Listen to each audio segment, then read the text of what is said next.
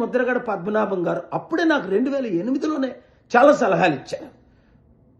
మా vice president అప్పుడు కమలాకర్ గారని గండికోటి కాల్ చేసి ఇలా పాల్ గారు పార్టీ పెట్టారు. పాల్ గారు శాంతి సభలు నేను అటెండ్ అయ్యాను కాకినాడలో. అంత గొప్ప ఆయన పార్టీ పెట్టడం చాలా మంచిది. ఆయన రాష్ట్రానికి ముఖ్యమంత్రి అయితే రాష్ట్రం బాగుపడుతుంది, దేశానికి ప్రధానమంత్రి అయితే దేశమే బాగుపడుతుంది. 200 దేశాల ద్వారా ఆయన ఇన్వెస్ట్మెంట్లు తీసుకొస్తారని చాలా ఏంటి ఆయన గురించి నాకు అంత పరిచయం లేదు. ఆ తర్వాత 2-3 సార్లు మాట్లాడడం తప్ప. కానీ ఆయన కోరిక నెరవేరలేదు కదా. 27% ఉన్న కాపుల కొరకు ఆయన ఎంత ఫైట్ ఇచ్చారు. ఏరా కాపులందరూ అప్పుడే అన్నారు నాతో, కాపులకు ఐకమత్యం లేదండి, ఇలా అమ్ముడుపోతారని. అదే జరిగింది.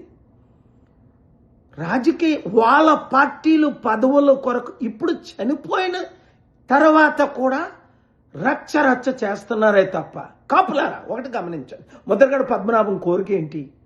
27% కాపులున్న వారు ఎందుకు ముఖ్యమంత్రి కాకూడదు?